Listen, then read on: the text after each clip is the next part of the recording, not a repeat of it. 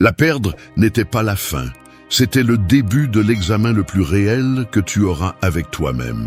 Dans une rupture, l'erreur la plus courante est de croire que le pouvoir réside dans le fait de la récupérer, alors qu'en réalité, le véritable pouvoir réside dans le fait de te récupérer.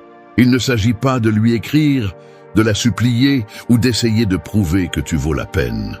Il s'agit de laisser le silence, le calme et ton progrès parler pour toi. Pendant que tu te reconstruis, elle commence à se rappeler qui tu étais avant de devenir si disponible. Le stoïcisme ne t'apprend pas à cacher la douleur, mais à la maîtriser. Il te dit « ressens, mais ne te prosterne pas devant ce que tu ressens ». C'est la clé. La plupart perdent le contrôle parce qu'ils confondent l'amour avec la dépendance. Ils veulent qu'elle revienne pour arrêter de souffrir, alors qu'en réalité, ils ont besoin de revenir à eux-mêmes. L'homme qui comprend cela ne cherche pas la revanche. Il cherche l'équilibre, le but et le respect de soi. Ce processus n'est ni une performance ni une stratégie pour impressionner. C'est une pure transformation. Chaque pas, chaque jour en silence, chaque limite que tu imposes est une déclaration. Je ne m'effondre pas, j'évolue. Et quand cela se produit, elle le perçoit. Non pas par tes mots, mais par ta nouvelle énergie. Parce que rien n'attire plus qu'un homme qui n'a plus besoin d'attirer. Dans les leçons suivantes, tu apprendras comment accepter ce qui s'est passé sans victimisation, comment utiliser le silence comme une arme, comment te reconstruire avec force, comment provoquer sans dire un mot et comment vivre avec un but. Ce ne sont pas des phrases de consolation, ce sont des actes de pouvoir. Parce que le regret ne se provoque pas en suppliant, il se provoque en devenant quelqu'un d'irremplaçable. 1. Accepte et prends le contrôle. Accepter n'est pas se rendre, c'est récupérer le pouvoir que tu as cédé lorsque tu as commencé à résister à l'inévitable.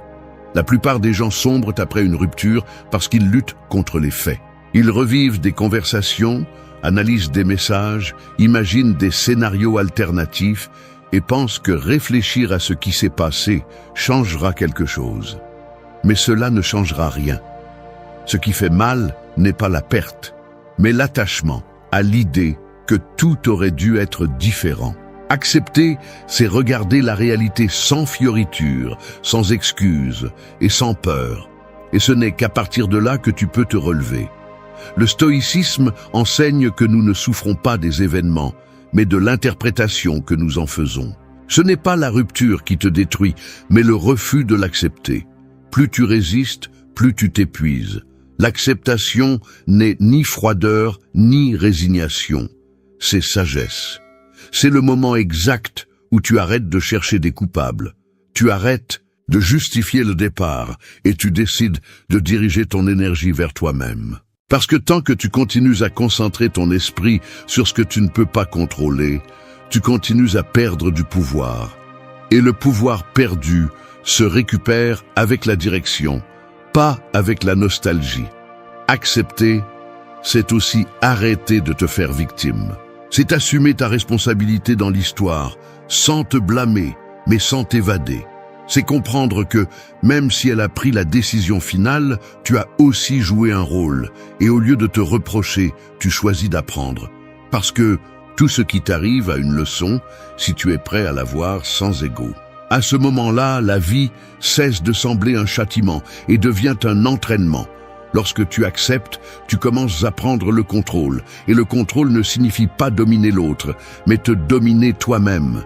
C'est décider que la douleur ne dictera pas tes actions, que tu ne vas pas lui écrire sur un coup de tête, que tu ne vas pas vérifier ses réseaux sociaux, que tu ne vas pas chercher des signes là où il n'y en a plus. Le contrôle émotionnel se construit jour après jour, avec de petites décisions qui semblent insignifiantes, mais qui te rendent ton centre. Chaque fois que tu choisis le silence plutôt que la réaction, tu gagnes. Chaque fois que tu choisis d'avancer plutôt que de te lamenter, tu construis. Beaucoup confondent accepter avec oublier. Mais accepter ne supprime pas, transforme. Le souvenir reste, mais il ne fait plus aussi mal. Parce que tu ne le regardes plus avec le besoin de comprendre, mais avec la maturité de celui qui sait que cela faisait partie de sa croissance. Tu arrêtes de te demander pourquoi et tu commences à penser pourquoi. Et ce simple changement de perspective transforme la perte en but. Le contrôle se manifeste lorsque tu réussis à rester calme, alors que ton esprit crie que tu agisses. Lorsque tu choisis de respirer avant de réagir, de travailler avant de réclamer, de construire avant d'insister. Cette sérénité est ta nouvelle forme de pouvoir. Tu ne fais pas semblant d'être indifférent, tu démontres ta maîtrise. Et quand tu y arrives, tout change. Parce que l'homme qui n'a plus besoin de contrôler l'autre, contrôle son destin. Accepter et prendre le contrôle n'est pas une stratégie pour qu'elle revienne. C'est une stratégie pour que tu reviennes à toi. Parce que si un jour elle revient, elle ne doit pas retrouver le même homme blessé, mais quelqu'un de transformé. Un homme qui a compris que perdre quelqu'un n'est pas une tragédie, mais se perdre soi-même l'est. Accepter est la première étape, la plus difficile et la plus libératrice. C'est dire, oui, ça m'a fait mal, mais je suis toujours debout. Et à ce moment-là, le pouvoir revient entre tes mains, parce que celui qui s'accepte se domine, et celui qui se domine a déjà gagné. 2. Fais de ton silence ta force. Le silence est le coup le plus sous-estimé après une rupture. La plupart ne le supportent pas. Ils ont besoin de parler, de s'expliquer, de se défendre, de justifier ce qu'ils ont fait ou ce qu'ils ressentent. Mais le silence n'est pas une faiblesse, c'est une maîtrise. C'est l'espace où l'autre commence à entendre ce que tes mots ne disent plus. C'est la distance émotionnelle qui transforme l'absence en présence. Quand tu te tais avec intention, l'écho de ton silence pèse plus lourd que n'importe quel discours. Après une séparation, chaque impulsion te pousse à réagir, écrire, demander, provoquer une réponse. Mais chaque message envoyé dans le désespoir confirme à l'autre personne qu'elle a encore du pouvoir sur toi. En revanche, lorsque tu décides de te taire, tu ne fais pas seulement cesser le flux d'énergie vers l'extérieur, tu le diriges vers l'intérieur. C'est là que commence la transformation. Le silence n'est pas une question d'ignorance, mais de récupération de l'autorité émotionnelle. C'est te regarder dans le miroir et te dire « je n'ai plus besoin de m'expliquer ». Le silence met mal à l'aise, parce qu'il oblige l'autre partie à affronter le vide que tu as laissé. Elle attendait tes réactions, tes tentatives de reconnexion, tes promesses. Quand elles n'arrivent pas, quelque chose change. La curiosité commence, puis le doute, puis le regret. Parce que le silence authentique n'est pas de l'indifférence, c'est un signe d'évolution. Tu ne punis pas, tu démontres ton autocontrôle. Tu communiques sans mots que tu ne dépends plus de son attention. Les stoïciens enseignaient que le pouvoir ne réside pas dans le contrôle de l'autre, mais dans le contrôle de soi. Se taire, quand on pourrait parler, est un signe de force. L'homme émotionnellement faible cherche à être compris. Le fort choisit d'être incompris si cela préserve sa paix. Lorsque tu maîtrises le silence, tu commences à maîtriser la perception. Tu laisses le temps et la distance parler pour toi. Ton silence devient un miroir. Il lui reflète ce qu'elle ne s'attendait pas à voir. Son esprit commence à se demander pourquoi tu n'insistes pas, pourquoi tu n'es plus disponible, pourquoi ton énergie a changé. Et là, sans rien faire, la dynamique s'inverse. Celui qui t'évitait auparavant commence à penser à toi, non pas par manipulation mais par contraste. Parce que l'absence contrôlée a un pouvoir magnétique. Mais pour que le silence fonctionne, il doit être accompagné d'action. Tu ne peux pas te taire et rester au même endroit regardant le téléphone. Tu dois bouger, grandir, t'améliorer. Chaque minute que tu ne passes pas à parler d'elle, investis-la en toi. Fais de l'exercice, lis, fixe-toi des objectifs, redéfinis ton but. Le silence est le terrain fertile où naît la nouvelle version de toi. Pendant que tu évolues, elle observe, même si elle ne le dit pas, le changement dans ton énergie. Ce calme qu'elle confondait auparavant avec la froideur se transforme en mystère. Et le mystère attire toujours. Rappelle-toi, le silence ne cherche pas la punition, il cherche le respect. Lorsque tu décides de ne pas répondre, tu ne perds pas du terrain. Tu établis des limites invisibles que seuls les forts peuvent maintenir. Dans un monde où tout le monde crie sa douleur, l'homme qui se tait et se concentre sur sa croissance se distingue. Parce qu'il n'y a rien de plus frappant que de voir quelqu'un qui a souffert, mais qui ne s'est pas brisé. Alors garde tes mots pour ceux qui les méritent vraiment. Que ton silence soit ton message, ton amélioration ta réponse, et ton calme ta vengeance. Parce que lorsqu'un homme parvient à maîtriser son impulsion de parler, d'expliquer et de poursuivre, il ne cesse pas seulement d'être l'esclave du passé, mais il devient le souvenir qu'elle ne peut pas oublier. Le silence n'est pas vide, c'est du pouvoir concentré. Et lorsque tu apprends à l'utiliser, personne n'a plus de pouvoir sur toi. 3. Reconstruis-toi sans regarder en arrière. Après une rupture, la plus grande erreur est de vivre en regardant dans le rétroviseur, en essayant de comprendre ce qui a mal tourné, ce que tu aurais pu faire différemment ou quand elle reviendra. Ce regard constant vers le passé te vole le présent, te draine ton énergie et te lie à quelque chose qui n'existe plus. La reconstruction commence quand tu comprends qu'il n'y a plus rien à analyser, que tu n'as plus besoin de réponse, seulement d'action. Tu n'es pas un morceau cassé en attente d'être réparé par quelqu'un d'autre. Tu es un projet en construction qui a maintenant l'opportunité de se concevoir à partir de zéro. Laisser derrière soi n'est pas oublier, c'est décider de ne pas y vivre. L'esprit essaiera de te ramener au souvenir. Il te montrera des images, des odeurs, des mots, des moments qui semblaient parfaits. Mais ne te trompe pas, cela n'existe plus. Ce que tu as aujourd'hui est un espace vide que tu peux remplir avec discipline, avec un but, avec une nouvelle version de toi. La reconstruction ne commence pas quand tu arrêtes de ressentir, mais quand tu décides de ressentir sans t'arrêter. Beaucoup d'hommes se perdent en essayant de prouver qu'ils ont déjà surmonté quelqu'un. Ils postent des photos, se vantent de nouvelles compagnies, feignent le bonheur. Ce n'est pas se reconstruire, c'est agir pour provoquer une réaction. Se reconstruire vraiment, c'est le faire en silence, sans témoin, sans besoin d'approbation. C'est quand la motivation ne vient plus du « je veux qu'elle voie ce qu'elle a perdu », mais du « je veux voir de quoi je suis capable ». Le stoïcisme enseigne que l'homme sage n'attend pas que le monde change pour améliorer sa vie. Il change lui-même et le monde s'ajuste. Ta reconstruction doit être ainsi. N'attends pas qu'elle te manque pour commencer à grandir. Commence maintenant, même si ça fait mal, même si tu penses encore à elle, même si rien n'a de sens. Chaque petite action, se lever tôt, lire, faire de l'exercice, apprendre quelque chose de nouveau, est une déclaration de pouvoir. Tu dis sans mots, je ne vis plus dans ce qui a été, je vis dans ce qui sera. Se reconstruire implique aussi de nettoyer ton environnement. Enlève de ta vie ce qui te connecte au passé, messages, photos, objets.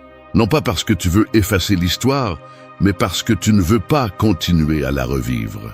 Chaque fois que tu gardes un souvenir, tu renforces un lien invisible avec quelque chose qui est déjà mort. Coupe ce fil, fais de la place pour le nouveau. Et ne le fais pas par fierté, fais-le par respect pour ton avenir.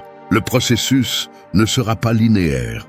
Il y aura des jours où tu te sentiras invincible et d'autres où tu voudras revenir en arrière. Dans ces moments, rappelle-toi, ce qui t'a fait mal était nécessaire. La douleur était le maître qui est venu te montrer que tu avais cessé de te valoriser, que tu investissais en quelqu'un qui ne voyait pas ta valeur parce que tu l'avais oublié toi-même. Maintenant tu comprends, et cette compréhension est déjà une croissance. Se reconstruire sans regarder en arrière est l'acte le plus silencieux et puissant qui existe. Tu n'as pas besoin de l'annoncer, tu n'as pas besoin de le prouver, tu le fais simplement. Et pendant que tu avances, elle reste là à regarder, se demandant comment il est possible que tu te sois relevé sans son aide. Comment tu as pu fleurir après qu'elle soit partie. C'est le regret qui vaut la peine d'être provoqué. Celui qui naît en te voyant devenir quelqu'un qui ne cherche pas la vengeance, mais l'évolution. Alors enterre le passé avec dignité, pas avec rancœur. Que ton regard ne reste pas sur ce que tu as perdu, mais sur ce que tu es en train de construire. Parce que ce que tu es en train de former maintenant, pierre par pierre, s'appelle le respect de soi.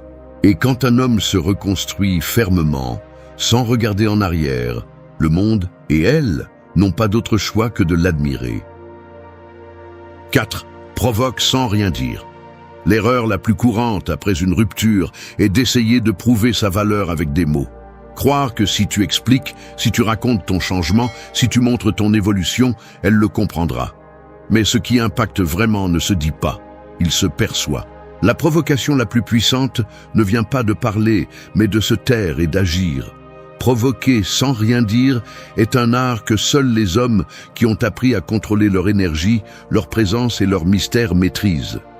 Quand quelqu'un s'éloigne, la dernière chose qu'il attend est de te voir calme. Il s'attend à du drame, du besoin, des démonstrations, des impulsions. Mais quand à la place de cela, il trouve de la sérénité, de l'ordre et du but, quelque chose en elle se déstabilise. Elle ne comprend pas comment tu continues sans sa validation. Et c'est là que commence l'effet psychologique le plus puissant, la curiosité. Parce que le silence crée un vide, et le vide génère des questions.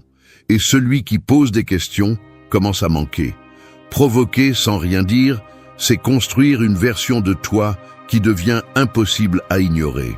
Pas avec de fausses poses ou des apparences superficielles, mais avec des résultats. Change ta routine, améliore ton corps, élargis ton esprit, ordonne ton environnement. Non pas parce que tu veux prouver quelque chose, mais parce que tu n'es plus disposé à être la même version qui a perdu le contrôle. Chaque amélioration que tu fais en silence est une façon de communiquer. Tu ne me définis plus. Le stoïcisme enseigne que le sage agit avec un but, pas pour l'approbation. C'est pourquoi, lorsque tu transformes ton énergie en action et non en réaction, tu projettes du pouvoir. Ton calme commence à avoir plus d'impact que n'importe quel discours. Ton absence devient une présence silencieuse qui pèse. Elle commence à remarquer ton évolution sans que tu aies à dire un seul mot. C'est quelque chose que l'on ressent. Parce que le changement authentique a un langage qui n'a pas besoin d'explication. Ne sous-estime pas le pouvoir de ta nouvelle énergie. Ta façon de regarder, de marcher, de répondre, d'être, tout communique. Quand une femme te perçoit en contrôle, quand elle voit que tu n'es plus disponible pour les jeux émotionnels, elle commence à faire face aux conséquences de ses décisions. Non pas parce que tu l'attaques, mais parce que tu es maintenant un miroir. Tu reflètes la différence entre celui qui reste ancré dans le passé et celui qui a appris à avancer. Provoquer sans rien dire signifie aussi ne pas réagir aux tentatives de manipulation émotionnelle. Elle peut t'écrire juste pour savoir comment tu vas ou pour mesurer si tu es toujours disponible. Ne tombe pas, tu n'es pas obligé de répondre. Ton indifférence respectueuse vaut plus que n'importe quelle réponse impulsive.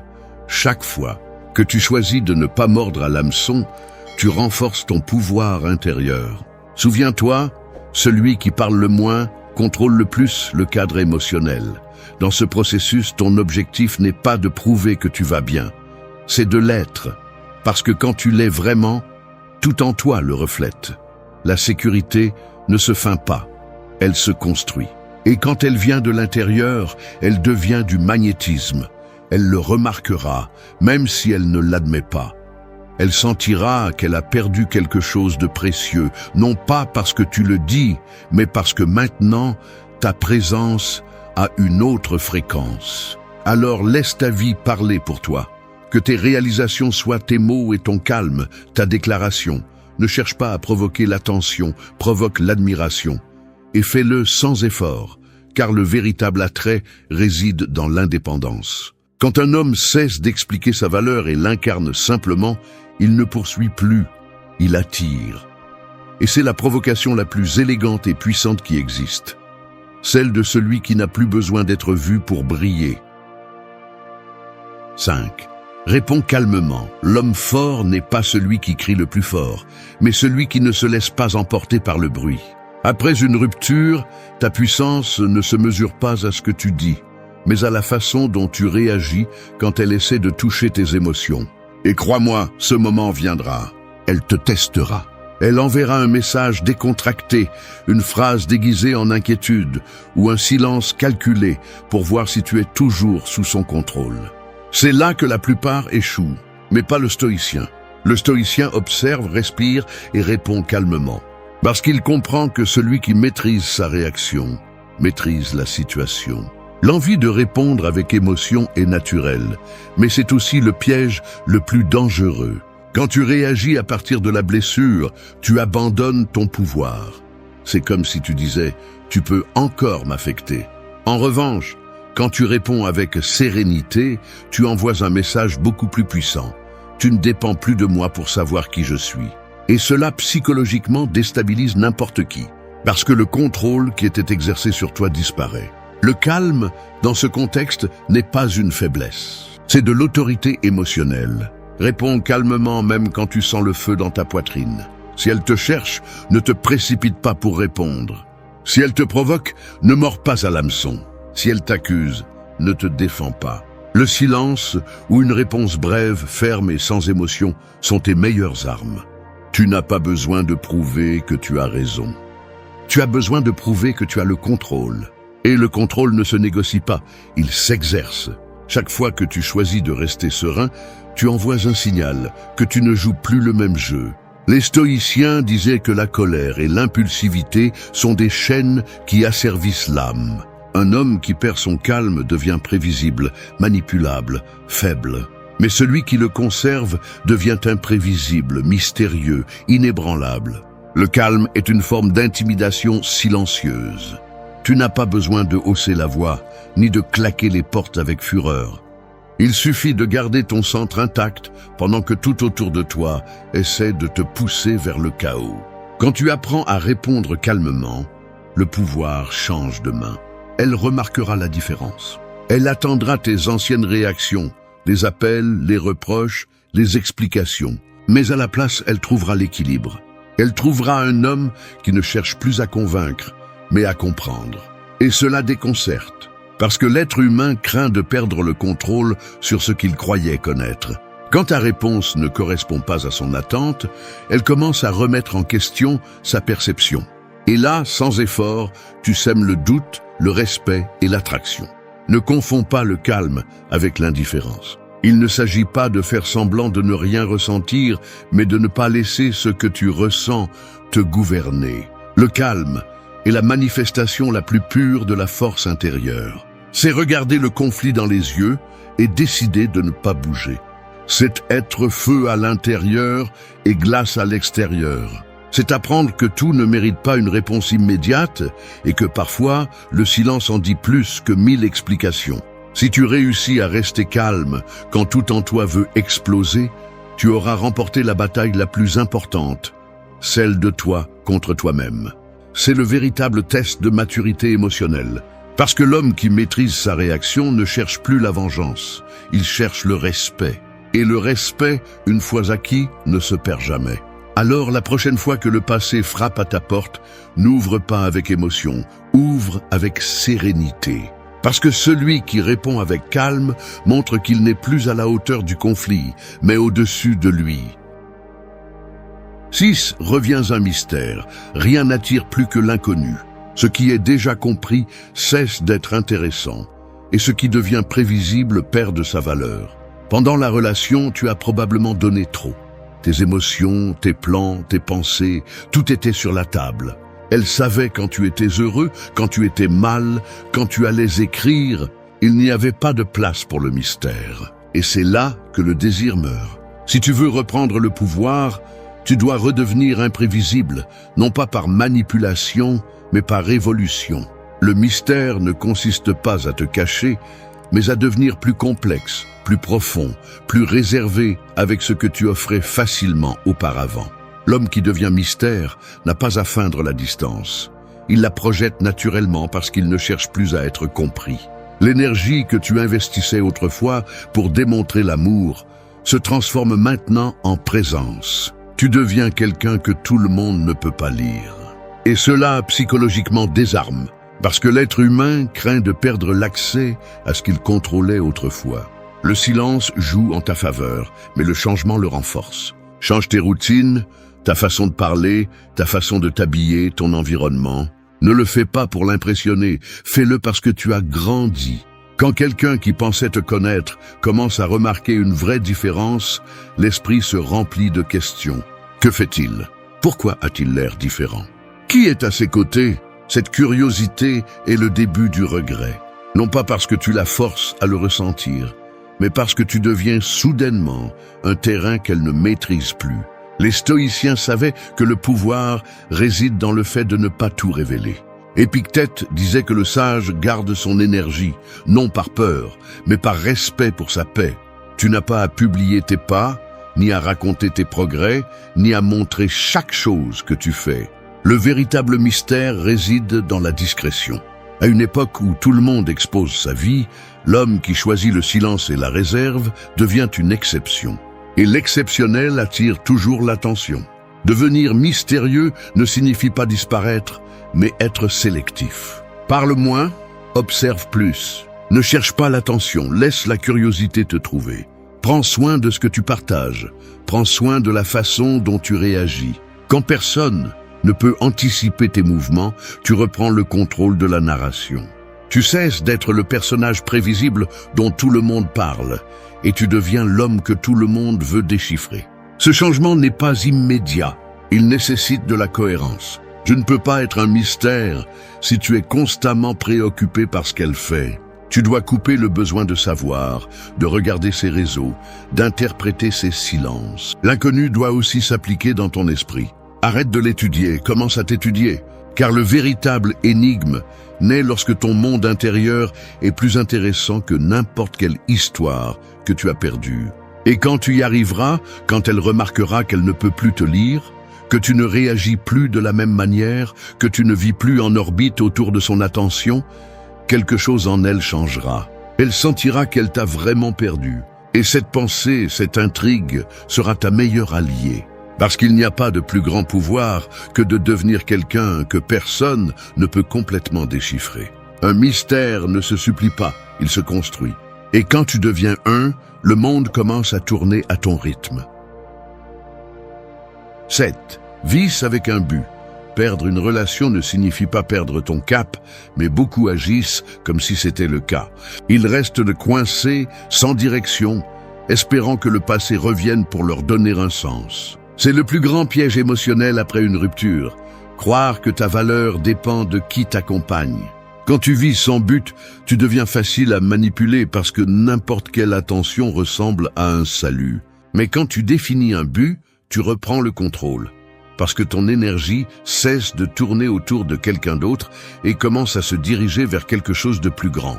Le but est ce qui sépare l'homme ordinaire de l'homme inarrêtable. Ce n'est pas un objectif éphémère, mais une direction claire qui te donne de la force même lorsque la douleur serre. Si tu ne sais pas quel est ton but, commence par observer ce qui te fait te sentir vivant, ce qui te met au défi, ce qui exige ton amélioration.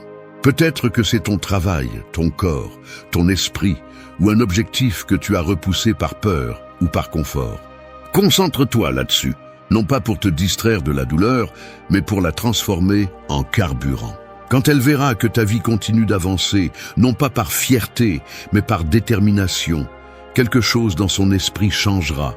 Le regret ne vient pas des mots que tu dis, mais de la vie que tu montres. Un homme avec un but devient magnétique parce qu'il irradie la direction, la concentration et la paix intérieure. Il ne cherche pas la validation parce qu'il a déjà une mission. Et cela le rend attirant d'une manière qu'aucune apparence ne peut égaler. Les stoïciens enseignaient que tout ce qui se passe peut servir à ta croissance, si tu choisis de le voir ainsi. La rupture n'est pas une malédiction, c'est une purification. Elle t'a arraché la distraction, t'a rendu la solitude et t'a mis face au miroir.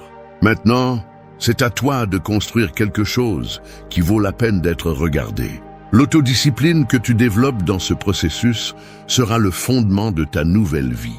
Lève-toi tôt, travaille sur ton corps, apprends quelque chose chaque jour, élimine ce qui ne s'ajoute pas. Ton but n'a pas besoin d'impressionner qui que ce soit, il a juste besoin de te soutenir. Vivre avec un but signifie aussi arrêter de poursuivre ce qui ne t'appartient pas. Tu n'as pas besoin de récupérer celui qui est parti, tu as besoin de récupérer le respect que tu as perdu pour toi-même. Chaque action cohérente avec ton but reconstruit ton identité. Tu n'es plus l'homme qui supplie, mais celui qui choisit. Tu n'es plus celui qui demande de l'amour, mais celui qui suscite l'admiration. Cette transition est celle qui change toute la dynamique. Parce que lorsqu'un homme vit pour quelque chose de plus grand qu'une personne, il cesse d'être l'esclave de ses émotions. Et le curieux, c'est que quand tu arrives à ce point, elle le remarque. Elle remarque ta distance, ton focus, ton calme. Elle remarque que ton énergie ne tourne plus autour de son nom. Et là, le regret arrive tout seul.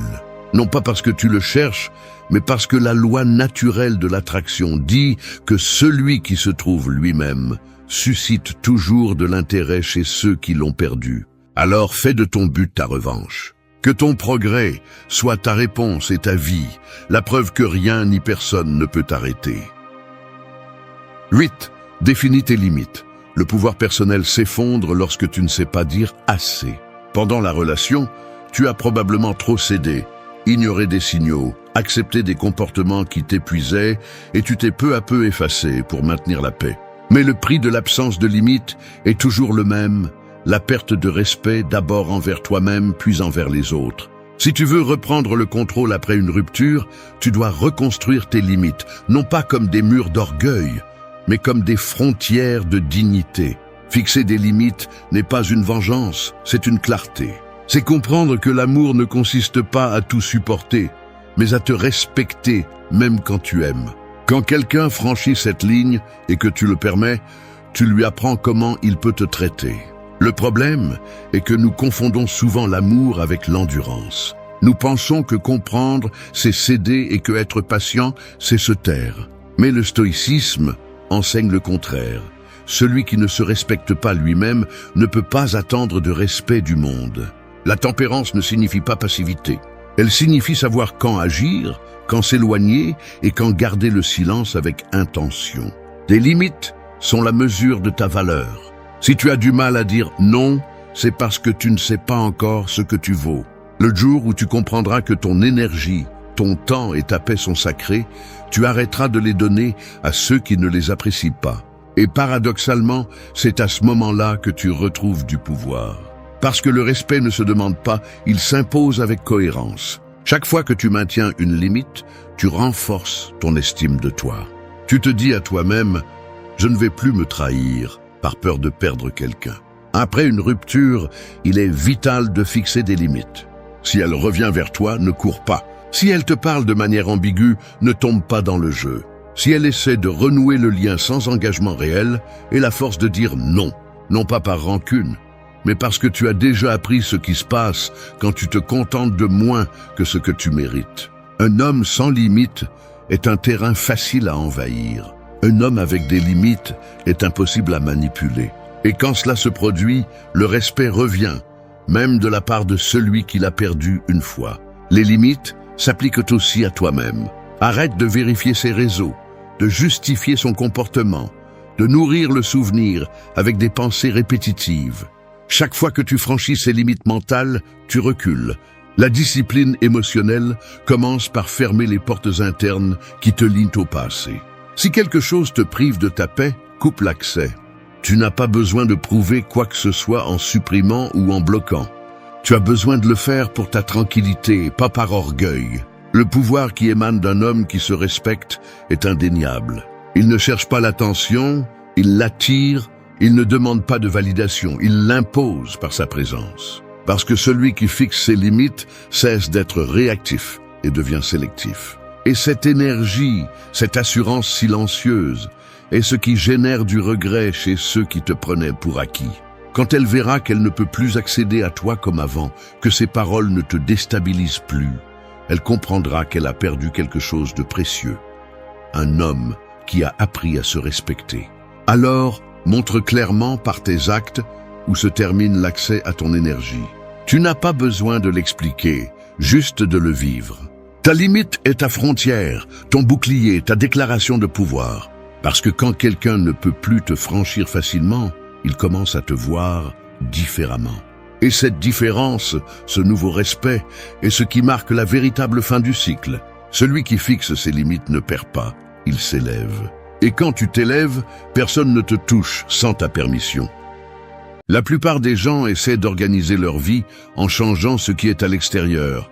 Le travail, les gens, la ville, les horaires. Mais le chaos ne disparaît pas en changeant de lieu, car le désordre ne vit pas dans l'environnement, il vit à l'intérieur. Tu peux avoir l'agenda le plus structuré et te sentir encore perdu. Tu peux nettoyer ta maison 1000 fois. et continuer à ressentir le désordre dans ton âme. Le véritable ordre commence lorsque tu arrêtes d'essayer de tout contrôler et que tu commences à t'écouter.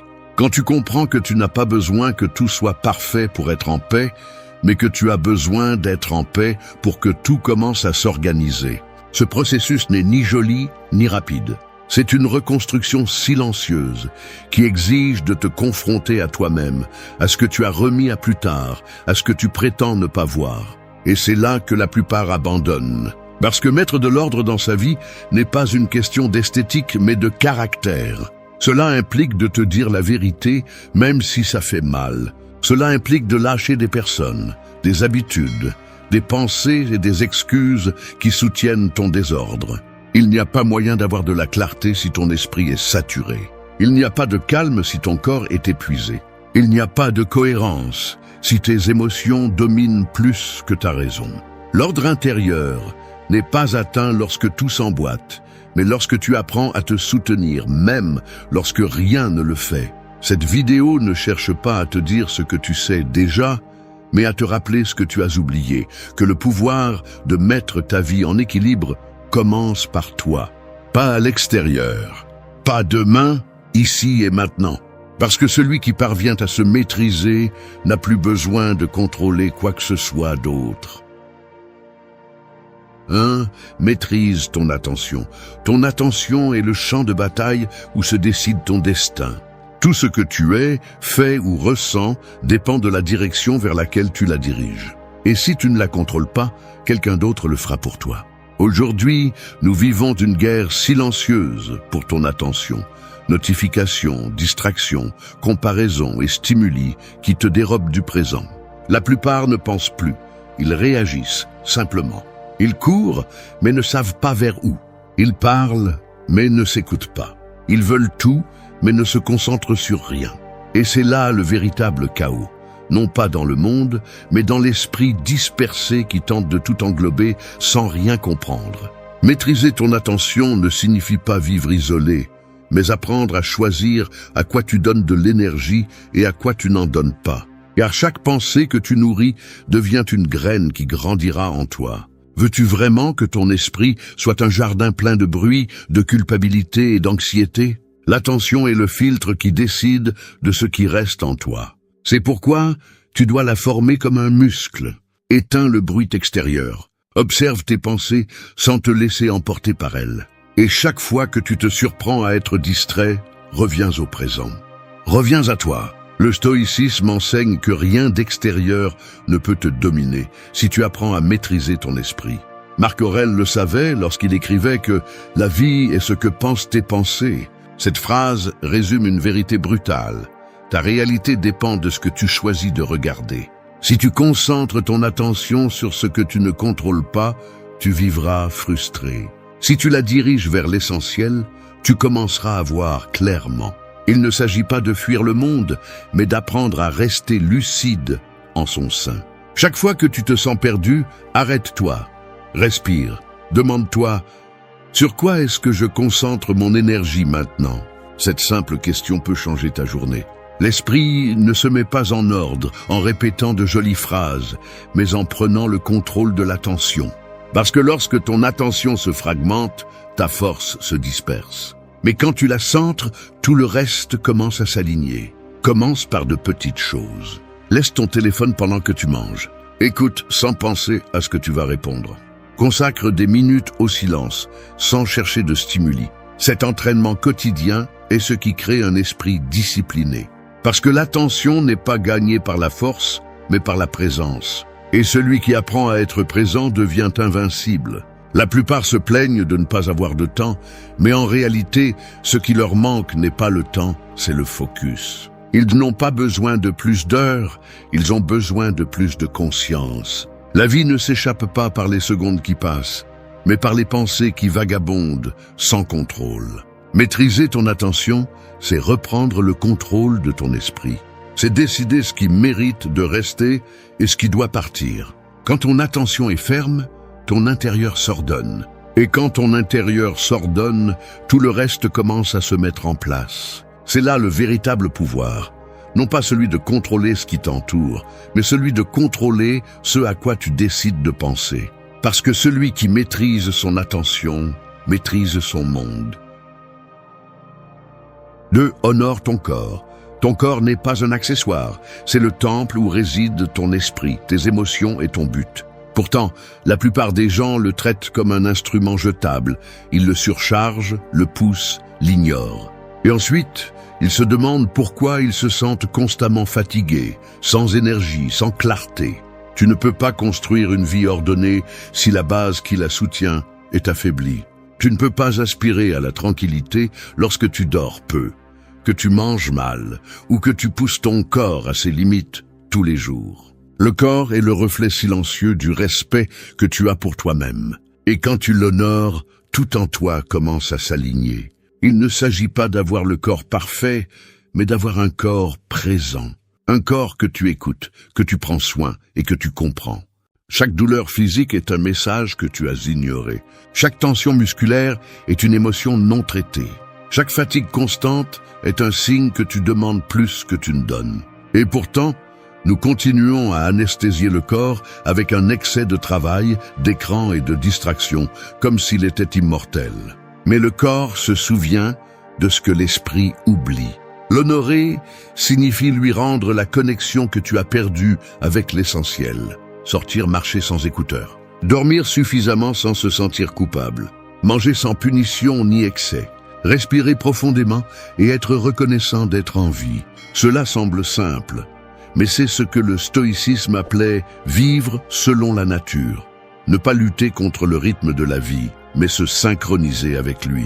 La sagesse ne se trouve pas seulement dans les livres, mais dans ta respiration, ton pouls, ta capacité à être ici. Le corps est aussi ton thermomètre émotionnel. Quand tu es anxieux, tu respires vite. Quand tu as peur, il se tend. Quand tu nies ce que tu ressens, il tombe malade. Tu ne peux pas séparer l'esprit et le corps, car ils sont un seul système. C'est pourquoi les stoïciens insistaient sur la tempérance, l'équilibre qui émerge lorsque tu comprends que le plaisir n'est pas l'ennemi du contrôle, ni le repos, un obstacle à la discipline. Un corps reposé pense mieux, réagit mieux et ressent plus clairement. Chaque décision que tu prends se reflète dans ton corps. La paresse se voit, l'excès se voit, le manque d'auto-soin se voit aussi. Mais quand tu commences à traiter ton corps comme un allié, pas comme un outil, quelque chose change. Ton énergie devient stable, tes pensées plus claires et ton humeur plus forte. Tu n'as pas besoin d'une routine parfaite, juste de la cohérence. Dormir tôt, manger avec intention, bouger tous les jours, libérer le stress accumulé. Ces actes, bien qu'ils semblent petits, sont des déclarations de respect envers toi-même. Marc Aurèle a écrit « L'esprit a besoin du corps autant que le corps a besoin de l'esprit. Ils se soutiennent mutuellement, et si l'un tombe, l'autre le suit. » C'est pourquoi, si tu veux de la clarté mentale, commence par prendre soin de l'endroit où réside ton esprit. Et il ne s'agit pas de vanité, mais de responsabilité. Chaque jour où tu prends soin de ton corps, tu renforces un message. Mon bien-être est une priorité. Cette simple pensée t'ordonne de l'intérieur. Imagine ton corps comme une boussole. Si tu l'écoutes, il te dira quand t'arrêter, quand avancer, quand te reposer. Mais si tu l'ignores, tu te perdras dans la fatigue et le désordre. Il n'y a pas de croissance possible dans un corps épuisé. L'équilibre n'est pas atteint en niant tes limites, mais en les respectant. Et ce respect, jour après jour, est ce qui construit une forteresse silencieuse. Honorer ton corps n'est pas un acte physique, c'est un acte spirituel. C'est te rappeler que la discipline n'est pas une punition, mais un amour pour toi-même. 3. Réponds avec calme.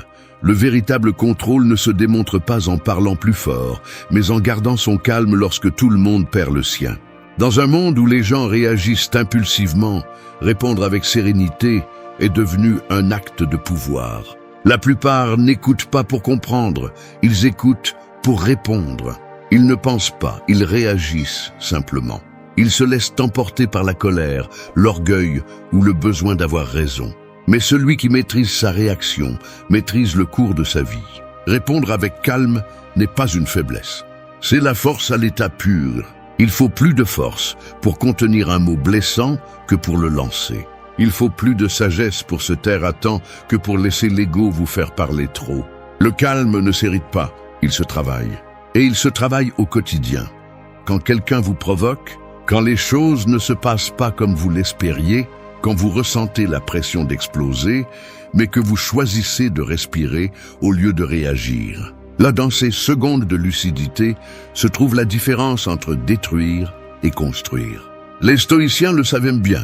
Épictète disait « Ce n'est pas ce qui nous arrive qui nous perturbe, mais ce que nous pensons de ce qui nous arrive. » Et c'est là la racine de tout. Vous ne contrôlez pas les actes des autres, mais vous contrôlez l'interprétation que vous en faites. Si vous permettez à chaque mot étranger de voler votre paix, vous donnez le pouvoir le plus précieux que vous avez, votre équilibre intérieur. Ce n'est pas le monde qui vous perturbe, ce sont vos jugements. Changez votre perception et votre réaction changera. Quand vous réagissez sans réfléchir, vous donnez le contrôle.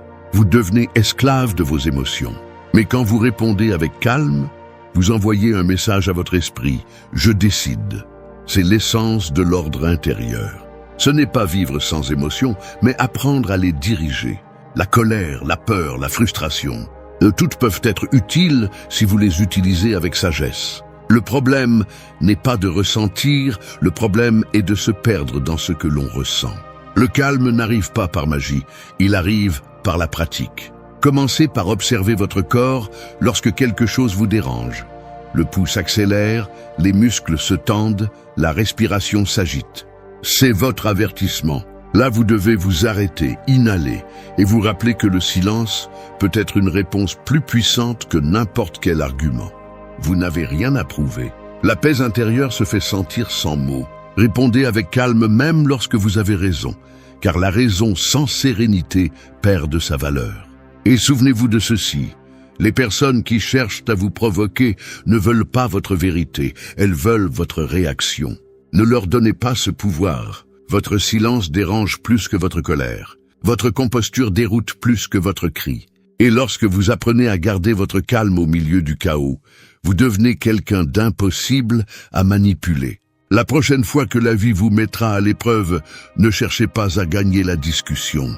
Cherchez à gagner votre équilibre. Ne laissez pas une émotion momentanée ruiner votre journée, votre dignité ou votre but. Gardez votre calme même lorsque l'environnement est une tempête. Car celui qui peut rester debout dans le chaos a appris l'art de se maîtriser. Le calme n'est pas l'absence de feu, c'est savoir le contenir sans se brûler. C'est regarder la provocation en face et choisir de ne pas se perdre dedans. C'est comprendre que chaque réaction est une décision qui définit qui vous êtes. Et si vous parvenez à répondre avec calme, votre vie entière commencera à s'organiser de l'intérieur. Car celui qui a le contrôle sur sa réaction a déjà gagné la bataille la plus importante, celle de lui-même. 4. Commence aujourd'hui. Le moment parfait n'existe pas, et celui qui continue à l'attendre a déjà perdu trop de temps. La plupart des gens vivent en planifiant, en rêvant ou en promettant, mais peu agissent. Ils veulent avoir la clarté avant de bouger, mais la clarté n'arrive pas sans mouvement. Ils veulent ressentir de la motivation, mais la motivation naît de l'impulsion initiale, elle ne la précède pas. La vérité est simple. Soit tu commences aujourd'hui, soit tu continues à répéter les mêmes excuses, déguisées en prudence. Chaque jour que tu repousses ce que tu sais que tu dois faire, tu renforces une idée silencieuse dans ton esprit, que tu ne te fais pas confiance. Et pendant que tu attends le moment approprié, la vie continue à avancer sans demander la permission. Tout ce que tu ne fais pas aujourd'hui devient le poids qui te coulera demain. Les personnes qui réussissent à mettre de l'ordre dans leur vie ne sont pas celles qui ont tout planifié. Ce sont celles qui prennent des décisions petites, fermes et quotidiennes, sans dépendre du climat émotionnel du jour. Le stoïcisme le rend clair. Tu ne contrôles pas demain, seulement le présent. Marc Aurèle écrivait que le temps d'agir est maintenant, parce que le futur n'existe pas au-delà de l'esprit. Penser trop à quand commencer est une autre façon d'éviter de le faire. Et chaque « je commence demain » est une brique dans le mur de la procrastination. Si tu veux vraiment changer ta vie, commence avant de te sentir prêt. Commence avec ce que tu as, où tu es, comme tu peux. Tu n'as pas besoin que tout soit en ordre pour faire le premier pas. Le premier pas est précisément ce qui commence à tout ordonner. La peur ne disparaît pas avec la réflexion, elle disparaît avec l'action. La confiance ne se trouve pas dans les livres, elle se construit en marchant. Personne n'atteint le sommet en analysant la carte éternellement, mais en avançant avec détermination. Tu n'as pas à le faire parfaitement, tu as juste à le faire. Chaque jour que tu gaspilles, quelqu'un d'autre avance. Non pas parce qu'il est plus capable, mais parce qu'il a eu le courage de commencer. Ne confonds pas mouvement avec progrès. Il ne s'agit pas d'être occupé, mais de faire ce qui compte vraiment. Lève-toi tôt, vérifie tes priorités, élimine les distractions et agis. Même si c'est un petit pas, un progrès minime. Parce que ce qui est petit et répété avec constance devient grand. Commence aujourd'hui à ordonner ton espace, ton esprit, ta routine. Arrête de dire plus tard et dis maintenant. Ce mot change ton énergie. Change ton focus. Change ta vie. Ne sous-estime pas le pouvoir d'un simple début. Lire 10 pages, faire de l'exercice pendant 20 minutes, écrire tes idées, éteindre ton téléphone pendant 1 heure. Ce sont des actes minuscules qui brisent l'inertie. Et briser l'inertie est la moitié de la victoire. Le jour où tu décides de commencer, quelque chose en toi s'éveille. Tu n'es plus la victime de tes pensées. Tu deviens le créateur de tes résultats. Peu importe si tu échoues, l'important est de ne pas t'arrêter. L'erreur enseigne plus que l'attente. Personne n'apprend à maîtriser sa vie en observant, mais en expérimentant. Alors commence aujourd'hui. Non pas parce que tout est clair, mais précisément parce que ce n'est pas le cas. Commence même si tu trembles, même si tu doutes, même si tu te trompes, parce que chaque pas, aussi petit soit-il, te rapproche de la version de toi qui ne renonce plus. Cette version disciplinée, sereine et ferme qui sait que l'ordre intérieur ne se trouve pas en pensant, mais en agissant. Il n'y a pas de demain pour celui qui a la clarté aujourd'hui, et il n'y a pas de destin pour celui qui n'ose pas avancer. Commence aujourd'hui, même si le chemin n'est pas défini. Parce que si tu continues à attendre le moment parfait, ce moment sera ton excuse pour ne pas vivre. 5. Lâche ce qui pèse. Tu ne peux pas avancer si tu marches en portant ce que tu aurais déjà dû laisser derrière toi. La vie ne se désorganise pas par manque de temps, mais par excès de poids émotionnel. Les gens, les culpabilités, les ressentiments, les attentes, les peurs, tout cela que tu gardes en toi t'empêche de bouger librement. Tu veux construire une nouvelle vie, mais tu continues à habiter l'ancienne dans ton esprit.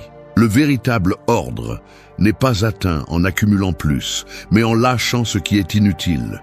La plupart s'accrochent à ce qui leur fait mal parce qu'ils confondent lâcher prise avec perdre. Mais lâcher prise n'est pas abandonner, c'est libérer de l'espace pour que du nouveau puisse entrer.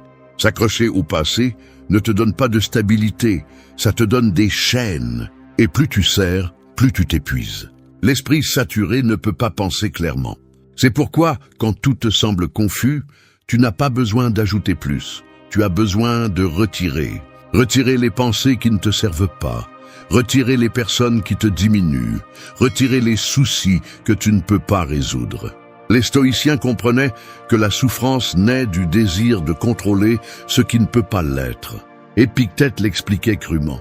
Ne cherche pas à ce que les choses se passent comme tu le veux, mais souhaite qu'elles se passent comme elles doivent.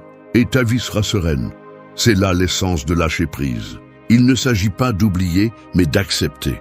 Accepter qu'il y a eu des choses qui ne se sont pas passées comme tu l'espérais, que certaines personnes ne sont pas restées et que certains chemins n'étaient pas pour toi. Résister à cette vérité est ce qui te maintient coincé dans un cycle sans avancement. Lâche la nécessité de tout comprendre. Tout n'a pas une explication, mais tout laisse une leçon. Lâche l'idée que tu as besoin de clore chaque histoire avec des mots. Parfois, la clôture est le silence. Parfois, la paix arrive quand tu arrêtes de chercher des réponses et que tu commences à construire à partir de ce que tu as. La vie se met en ordre quand tu arrêtes d'essayer de changer ce qui est déjà passé et que tu commences à prendre soin de ce qui se passe maintenant. Chaque chose que tu lâches est une victoire sur ton ego, parce que l'ego veut avoir raison, contrôler, prouver, mais l'âme veut juste se reposer. Et il n'y a pas de repos possible quand tu vis en revoyant des blessures ou en attendant des excuses qui ne viendront jamais. La liberté intérieure commence quand tu choisis ta paix au-dessus de ton orgueil. Quand tu décides que tu ne vas plus te battre pour ce qui ne fait que t'épuiser. Lâche aussi la version de toi qui s'est habituée au chaos. Cette partie qui confond le drame avec l'intensité et la souffrance avec l'amour. Tu n'es pas cette personne qui réagit par impulsion ou qui s'accroche par peur d'être seul. Tu es celui qui peut choisir de lâcher prise sans rancune, de marcher sans regarder en arrière et de construire sans attendre d'approbation. L'acte de lâcher prise n'est pas vide, c'est du pouvoir. Fais un nettoyage émotionnel. Tout comme tu ranges ta maison, range ton esprit. Examine quelles pensées te volent de l'énergie. Quels souvenirs t'empêchent d'avancer. Quels liens ne vibrent plus avec toi? Et laisse-les partir. Tu n'as pas besoin de fermer toutes les portes avec du bruit. Parfois, il suffit de s'éloigner en silence, en remerciant pour ce que l'on a appris. Chaque chose que tu lâches laisse de la place pour l'essentiel. Le calme, la clarté, l'authenticité. Tu ne peux pas être libre si tu es plein de choses qui n'appartiennent plus à ce moment. Et tu ne peux pas trouver d'ordre si tu continues à soutenir ce qui est déjà terminé. Lâche ce qui pèse, non pas parce que c'est facile, mais parce que c'est nécessaire. Ce qui part laisse de la place pour ce qui vient. Et quand tu te libères enfin de ce qui te retenait, tu découvres quelque chose qui a toujours été là. L'ordre intérieur ne se crée pas en accumulant. Il se révèle quand tu apprends à lâcher prise. 6. Embrasse la solitude. La solitude n'est pas une punition, c'est une opportunité que peu savent saisir. La plupart des gens en ont peur parce qu'ils ne supportent pas de s'écouter eux-mêmes. Ils préfèrent se remplir de bruit, de distractions et de compagnie vide plutôt que de faire face à leur propre silence. Mais celui qui ne sait pas être seul ne saura jamais être en paix avec personne. La solitude ne te prend rien. Elle te rend tout ce que tu avais donné sans t'en rendre compte. Ton attention, ton énergie, ton centre. Le monde moderne te fait croire que la plénitude dépend d'être entouré, d'être vu, d'appartenir. Mais la vérité est que beaucoup sont accompagnés et se sentent pourtant vides. Non pas parce qu'ils manquent des personnes, mais parce qu'ils se sont déconnectés d'eux-mêmes. La solitude est le terrain où fleurit la clarté. C'est dans ces moments sans distraction que tu commences à distinguer ce qui est essentiel de ce qui est bruit. Marc Aurèle trouvait en la solitude sa plus grande force. Malgré la direction d'un empire, il écrivait chaque nuit pour lui-même, pas pour le monde. Il comprenait que l'ordre intérieur se construit lorsque tu oses te regarder sans filtre, sans masque, sans public. Et cela, aujourd'hui, est devenu un acte presque révolutionnaire. Les gens fuient leur esprit comme s'il était un ennemi, alors qu'en réalité c'est l'endroit où ils peuvent trouver la direction qu'ils cherchent tant à l'extérieur. Embrasser la solitude ne signifie pas s'isoler du monde, mais apprendre à exister sans en dépendre. C'est reconnaître que ta valeur ne diminue pas quand personne ne t'applaudit, et que ton but n'a pas besoin de témoins pour être réel. Dans cet espace silencieux, tu commences à éliminer ce qui est superflu, à guérir les blessures, à ordonner tes pensées. L'esprit cesse de courir après tout quand il comprend qu'il n'a besoin de rien de plus que de présence. Être seul révèle aussi des vérités que le bruit cache. Tu découvres qui tu es vraiment quand personne ne te regarde. Tu te rends compte de ce que tu fais par conviction et de ce que tu faisais par habitude ou pour obtenir l'approbation. La solitude est inconfortable au début parce qu'elle te dénude de ce que tu prétendais être. Mais ensuite, quand tu t'habitues à son calme, elle devient une compagnie inébranlable. Le stoïcisme enseigne que le sage n'a pas peur d'être seul, parce que sa force ne vient pas de son environnement, mais de son esprit discipliné. Celui qui peut rester en silence sans se sentir vide a maîtrisé l'un des plus grands défis de l'être humain, se supporter et se réjouir en même temps. Et cette maîtrise ne s'obtient pas avec des théories, elle s'obtient avec la pratique. Éteins le téléphone, assieds-toi avec toi-même, écoute ce que tu as évité pendant longtemps. Il n'y a pas d'acte de pouvoir plus grand que de se connaître soi-même sans peur. Embrasser la solitude ne signifie pas se retirer du monde, mais revenir à soi. C'est retrouver cette voix intérieure qui s'était perdue entre les obligations, les opinions et le bruit numérique. C'est construire une vie qui n'a pas besoin de fuir d'elle-même. La solitude bien comprise ne fait pas mal. Elle libère, elle n'isole pas, elle purifie. L'ordre intérieur naît lorsque tu cesses de chercher refuge chez les autres et que tu commences à le construire en toi. Là, dans ce silence où personne ne te distrait, tu découvres ce qui compte vraiment. Et quand tu arrives à te sentir complet en solitude, aucune perte ne te fait tomber, aucun abandon ne te brise. Parce que tu ne cherches plus à combler des vides, mais à partager l'abondance. C'est ça la véritable liberté. Être avec toi et sentir qu'il ne manque rien. 7. Valide ta valeur. Attendre que les autres te reconnaissent est la façon la plus lente de te détruire. La validation externe est une drogue déguisée en approbation. Au début, elle te soulève, mais ensuite elle te rend dépendant. Quand ta valeur dépend du regard des autres, tu deviens un reflet des attentes des autres. Tu vis en essayant de plaire, de t'intégrer, d'être suffisant selon des normes qui n'ont jamais été les tiennes. Et ainsi, petit à petit, tu te perds. Te valider n'est pas de l'arrogance, c'est de la maturité. C'est comprendre que tu n'as pas besoin d'applaudissements pour savoir que tu fais bien les choses. C'est regarder tes propres progrès sans les comparer à ceux des autres. C'est reconnaître que tu as de la valeur même quand tu ne produis pas, que tu es suffisant même quand tu ne brilles pas. La plupart des gens cherchent l'approbation parce qu'ils ne savent pas être en paix avec leur propre silence. Mais la reconnaissance la plus puissante est celle qui vient quand tu fais ce qui est juste même si personne ne le remarque. Le stoïcisme enseignait que la valeur de l'homme ne se mesure pas par ce qu'il possède, mais parce qu'il peut perdre sans se briser. Sénèque disait « L'homme sage se suffit à lui-même, bien qu'il ait besoin d'amis ». Cette phrase est une leçon d'équilibre. Il ne s'agit pas de te fermer au monde, mais de ne pas devenir son esclave émotionnel. La validation externe peut être un compliment, mais elle ne doit jamais être une exigence. Chaque fois que tu cherches à ce que quelqu'un te confirme, tu cèdes du pouvoir. C'est comme si tu disais « Ma valeur dépend de ton approbation ». Et à ce moment-là, tu te déconnectes de toi-même. Les gens changent, la reconnaissance change, mais ton essence ne devrait pas le faire. Ce que les gens pensent de toi ne définit pas qui tu es. Ce que tu fais quand personne ne te regarde, ça le fait. Commence à te valider par des actes, pas avec de jolis mots, mais avec de la cohérence. Tiens tes promesses, respecte tes limites, reconnais tes progrès même s'ils sont petits. Si tu arrives à tenir parole, ton esprit commencera à avoir confiance en toi. Et quand tu as confiance en toi, tu n'as plus besoin que personne d'autre le fasse. L'autoconfiance ne se construit pas avec des affirmations vides, mais avec des actions réelles. La plupart des gens cherchent à être admirés quand ce dont ils ont besoin est d'être intègres. Ne cherche pas à impressionner, cherche à rester ferme dans tes principes.